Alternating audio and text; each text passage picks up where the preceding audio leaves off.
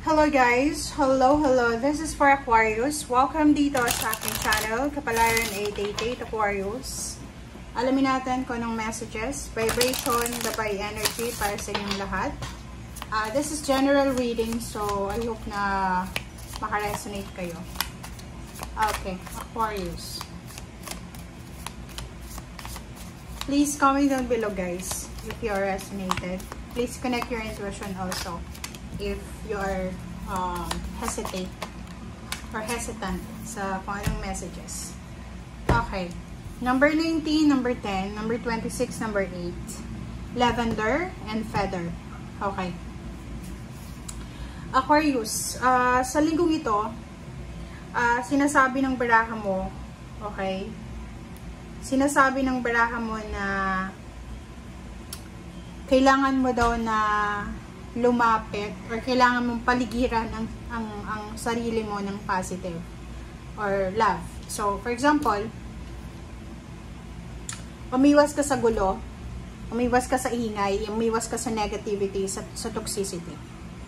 Second is, may mga instances, may mga pagkakataon sa linggong ito na posibleng magkaroon ng temptation na pwedeng makapag-judge ka ng isang tao, pwedeng may pagkakataon kasi possible na makatanggap ka ng balita, communication, information na tungkol sa chismis. Okay, so may mga chismis, may mga negative energies, negative na emotion ka na malalaman na pwedeng magkaroon ka ng contribution doon sa negativity na yon. So, sinasabi ng baraha na as much as possible. Kasi this one is groupings grouping siya. So, chat, personal, mag-ingat tayo sa mga negative, toxic. So, ibig sabihin yan, kung may mga taong nagchichismisa, nagbabackstab sa bawat isa, kailangan mong umiwas. Second is, pag-isipan nating mabuti. Okay, pag-isipan nating mabuti kung ano yung mga decision or gagawin natin. Or yung mga, like halimbawa, yun, may mga pinag-uusapan sa paligid mo. Mag-iingat ka. Okay? Isipin mo na, ano kaya yung makukuha ko if magko-contribute ako dito sa mga usapin na to. Okay? So, ingat-ingat ka.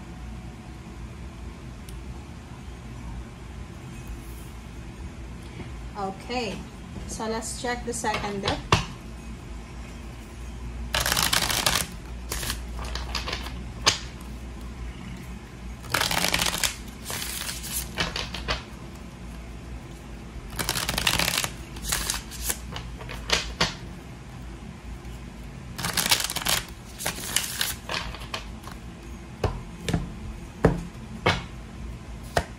Okay.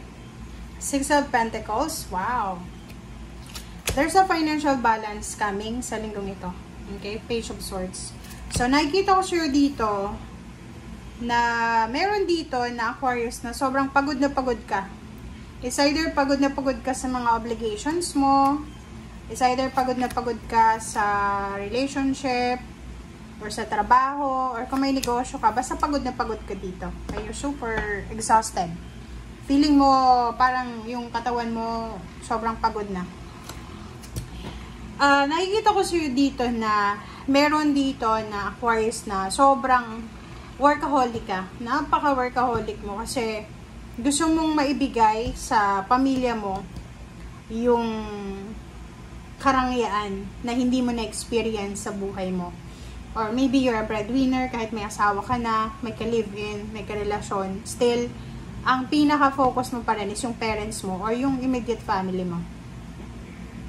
Three of Pentacles, nakikita ko siya dito, mayroon ditong Aquarius na pagod na siya sa paghihintay.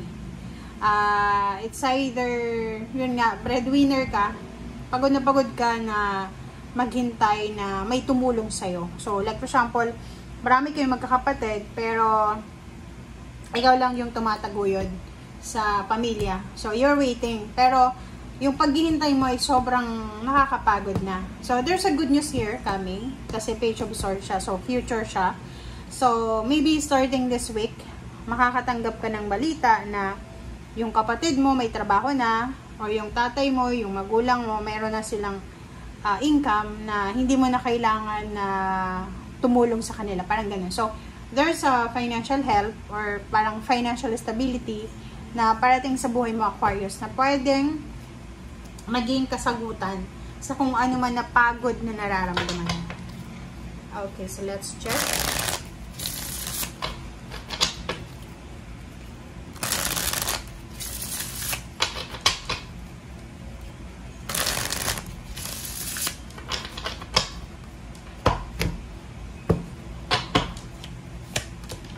Okay, Page of Pentacles. So, there's incoming money, incoming financial help, financial or contract. So, if ever you're looking for a job or looking for a business partnership, sinasabi ng barahan na parating na yung papeles, yung dokumento, yung visa, yung passport, yung documents na kakailanganin mo para makuha mo yung financial balance. And this one, nakikita ko na may direction ka na tinatahak. Maybe you're applying for a job international, or maybe you're an OFW and nakapag-ipon ka na, so you're planning to go back to your province para magnegosyo.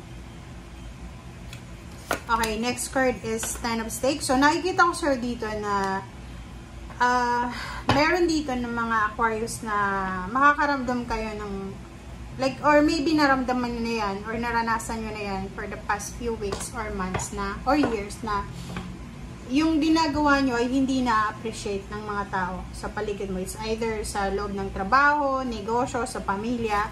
Yung parang efforts mo ay parang tinitake for granted ng mga tao sa paligid mo. Okay? Meron dito na Seven of Pentacles. If you're waiting for a lump sum of money, for payments or payouts, for bonuses, new job, new career, pension, mga lump sum siya, pwedeng may binibenta ka, sinasabi ng bara sa'yo dito na kailangan mong maghintay. Okay? Need to wait. Okay. The Moon. Huwag kang mag-alala. Kasi nakikita natin dito na may something fear ka na nararamdaman.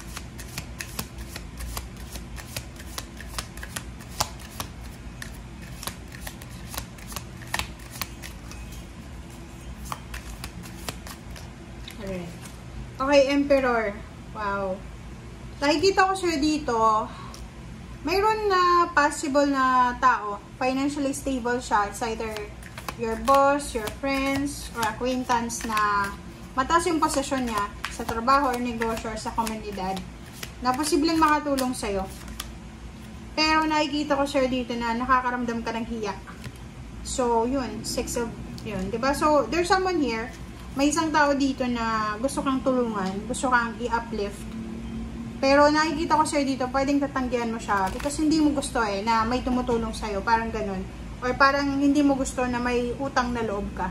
Kasi parang pakiramdam mo na you can do everything, anything talaga na mag-isa lang. So, please comment down below if you resonate. Thank you guys. Bye!